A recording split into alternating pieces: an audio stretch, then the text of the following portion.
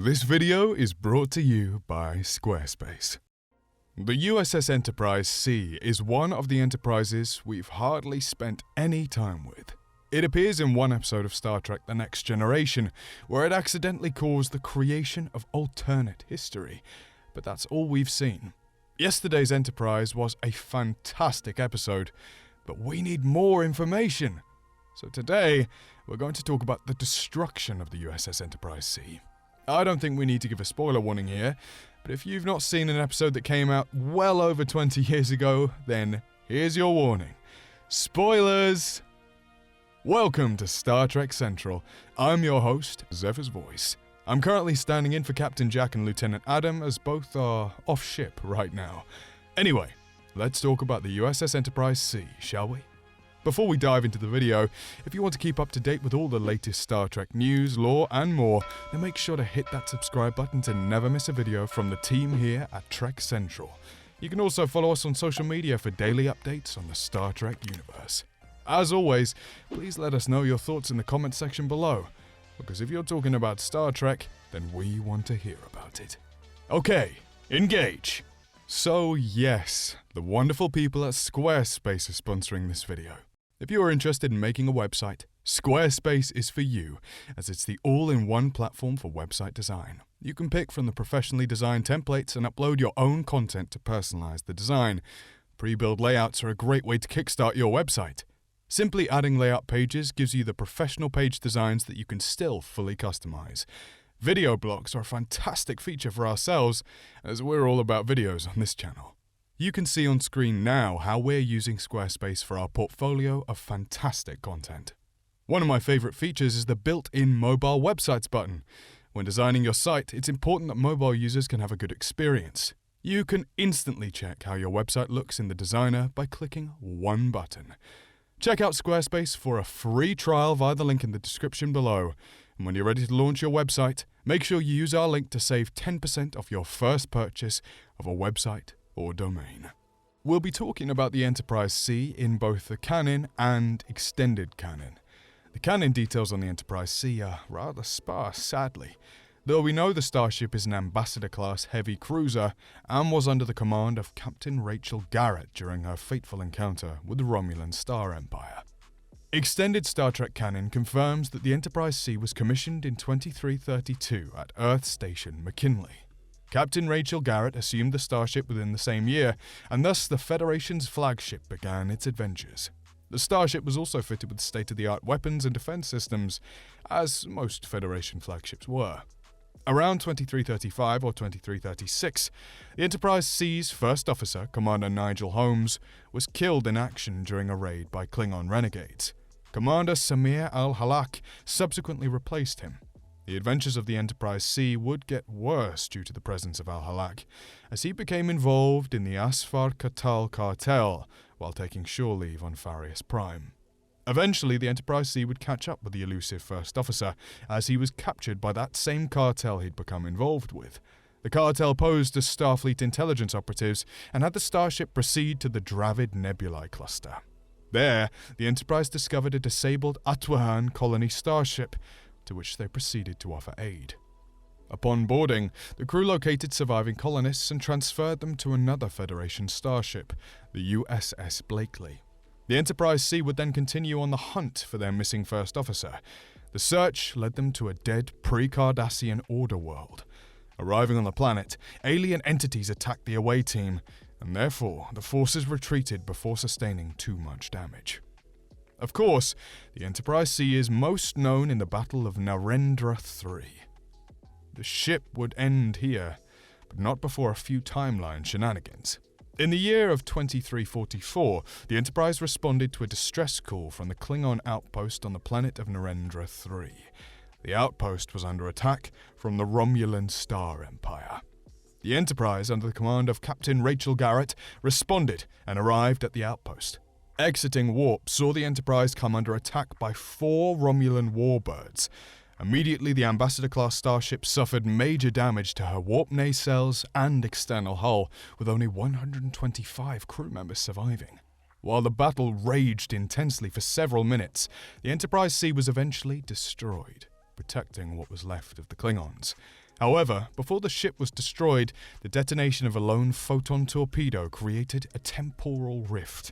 This rift threw the Enterprise-C 22 years into a future in which the Federation and Klingon Empire were at war. Due to the Enterprise-C's displacement in time, the Klingons interpreted the disappearance of the starship as a cowardly withdrawal, and as such, they viewed Starfleet and the Federation without honor. Therefore, the peace agreements between Klingons and the Federation rapidly broke down, eventually causing an all-out war between the two galactic powers.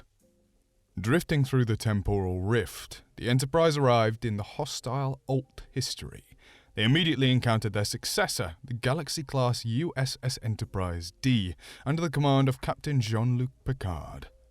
The crew of the Enterprise-C discovered what had happened due to their absence from the battle. Thus, both Enterprise crews realized that the C needed to return through the rift. However, matters are complicated further. During essential repairs, both starships come under attack from the Klingon forces, with Captain Garrett being killed in action. Our last remaining senior officer, Lieutenant Richard Castillo, assumed command of the Enterprise-C and prepared to take the ship back through the temporal rift to 2344. Before this happened, the Enterprise-D's tactical officer requested a transfer. Lieutenant Natasha Yar learned that if the Enterprise-C successfully repaired the timeline, she would die a meaningless death. Tasha was uncomfortable with this idea, and thus requested a transfer from Captain Picard to the Enterprise-C. Picard understood her request, and granted the transfer. While the Enterprise-D took on 3 Klingon warships, sustaining critical damage, the Enterprise-C finally made it through the temporal rift, resetting the Alt timeline history. Arriving back in 2344, the Enterprise-C returned at the same time it had left, therefore engaging the Romulans again, but was eventually destroyed due to the overwhelming firepower of the warbirds. Due to the Enterprise sacrificing itself to protect the Klingon outpost, this impressed them. Ultimately, the Enterprise-C's short-lived battle reinforced the relationship between the two powers. The result was an alliance of peace that would last many decades into the future. However, what complicated matters later down the line was the Enterprise-C's survivors. Lieutenant Tasha Yar survived, but was captured by the Romulans. She was held prisoner inside a Romulan prison camp, where she would give birth to a half-Romulan daughter named Sela. Due to the destruction of the Enterprise-C, Starfleet did not commission another USS Enterprise for nearly 2 decades. This changed in 2363 with the arrival of the Galaxy-class USS Enterprise-D. Now, in Star Trek Extended Canon, a story is told through the Star Trek Online video game. When returning to their timeline, the Enterprise-C was accidentally pulled farther into the future. It would arrive in the future in the year 2409 via an anomaly in the Azure Nebula, therefore restoring this timeline in which the Klingons defeated the Federation in war. While attempting to return to their timeline, the Enterprise-C was captured by a race known as the Tholians. The crew were imprisoned and forced to work for the species. This timeline was made worse by the Dominion, who invaded the Alpha Quadrant and quickly defeated the Klingon Empire and other major powers, mostly due to the Federation being gone and the Quadrant in much disarray. With help from other temporarily displaced officers, the Enterprise-C escaped and finally returned to its timeline. There is a story in the extended canon where more crew members escaped the destruction of the Enterprise-C. The only crew members who survived and avoided Romulan capture were Dr. Francis Stewart, 2 security guards, and a shuttle pilot. These ship personnel were assigned to escort the stricken Vulcan Sarvik back to her homeworld. Therefore, none of them were on board the Enterprise-C during the Romulan attack, having left the starship in a shuttle many hours earlier. When we think about it, we've not seen much of the Enterprise-C in the Star Trek universe. Yes, we know for certain that it was destroyed, thanks to the appearance in Star Trek The Next Generation. However, you'd think we would be seeing more of it. Star Trek made the bold jump from the Enterprise-A to the Enterprise-D, and filled in the blanks of the Enterprise-B and C later down the line.